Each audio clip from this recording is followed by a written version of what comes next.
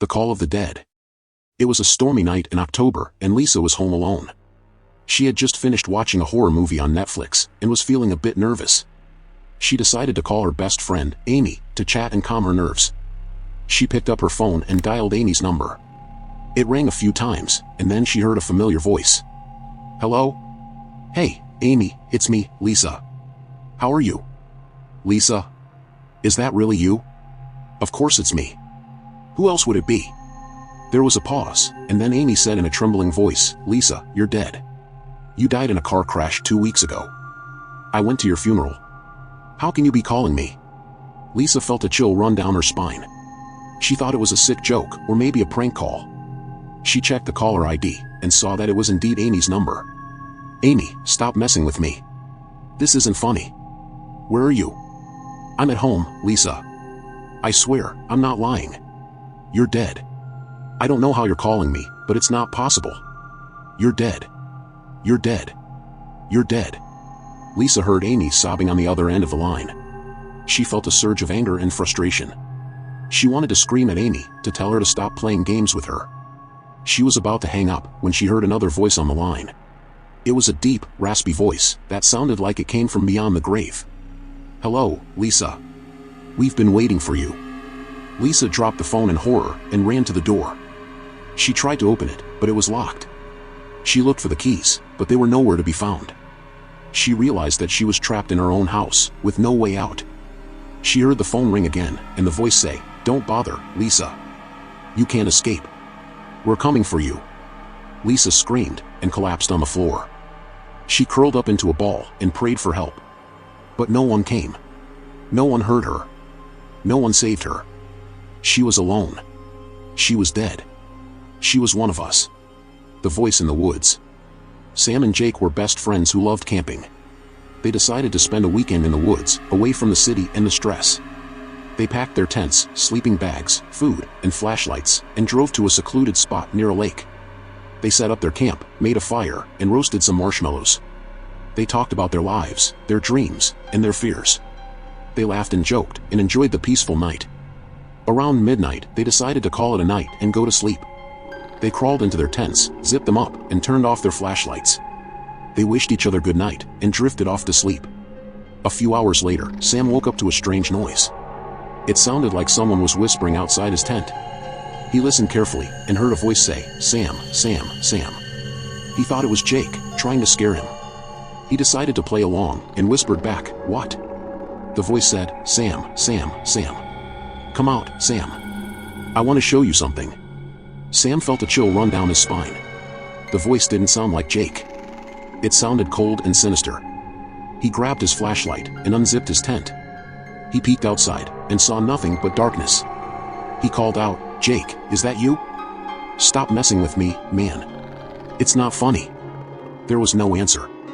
He shone his flashlight around and saw Jake's tent a few feet away. He decided to check on him and see if he was okay. He got out of his tent and walked towards Jake's. He noticed that Jake's tent was unzipped and the flap was open. He felt a surge of fear and called out, "Jake, are you there? Jake, answer me." He reached Jake's tent and looked inside. He saw Jake lying on his sleeping bag, his eyes wide open, his mouth agape, his face frozen in terror. He was dead. Sam screamed and dropped his flashlight. He heard the voice again, behind him, saying, "Sam, Sam, Sam. I showed him something.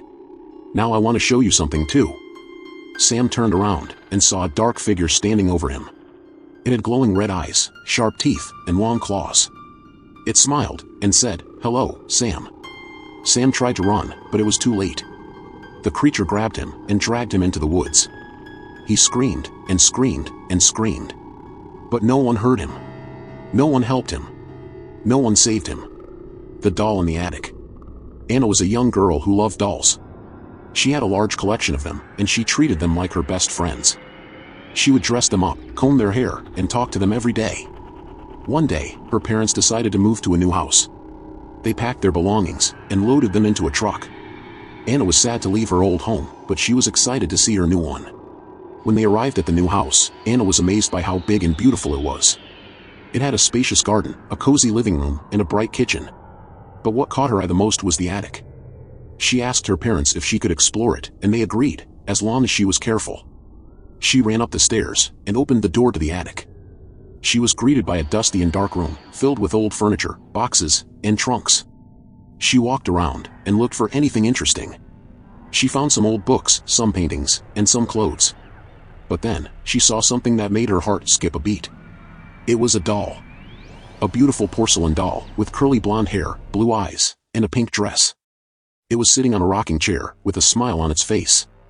Anna felt drawn to the doll. She walked towards it, and picked it up. She felt a warm and fuzzy feeling in her chest. She hugged the doll, and said, "Hello, I'm Anna. What's your name?" The doll didn't answer, of course. But Anna didn't mind. She felt a connection with the doll, like it was meant for her. She decided to take it to her room, and make it her new friend. She ran down the stairs, and showed the doll to her parents.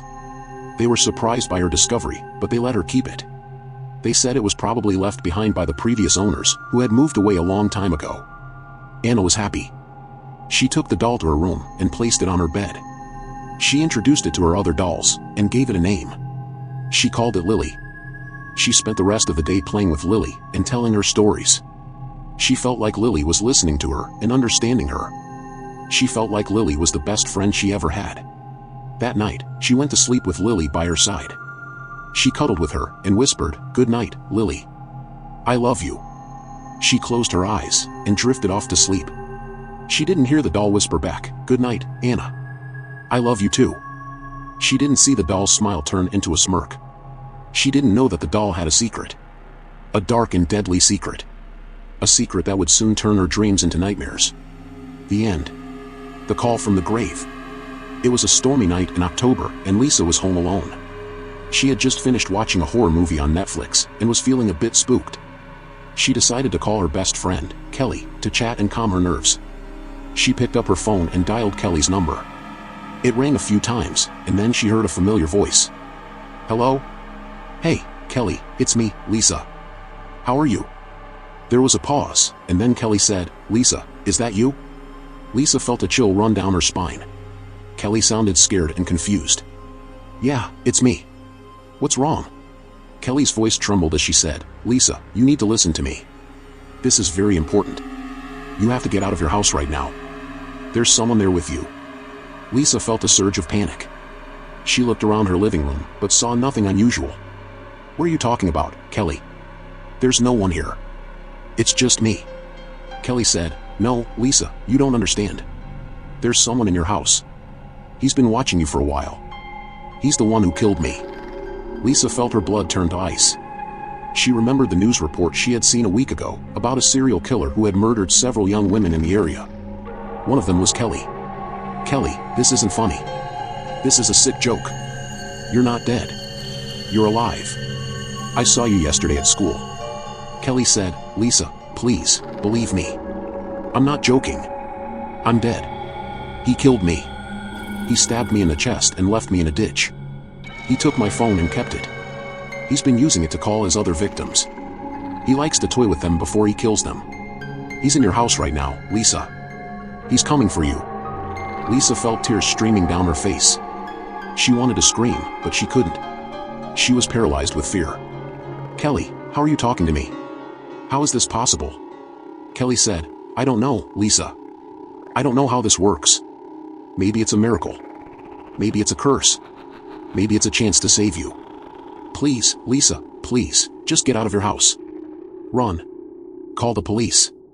Do something. Don't let him get you. He's evil, Lisa. He's pure evil."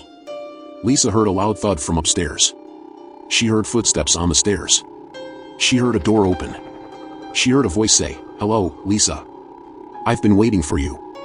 She dropped her phone and ran to the front door. She tried to open it, but it was locked. She looked for the keys, but they were nowhere to be found. She realized that he had taken them. He had trapped her. She heard him coming closer. She heard him laugh. She heard him say, "Don't worry, Lisa. It will be over soon. You'll be with Kelly soon." She screamed. The end.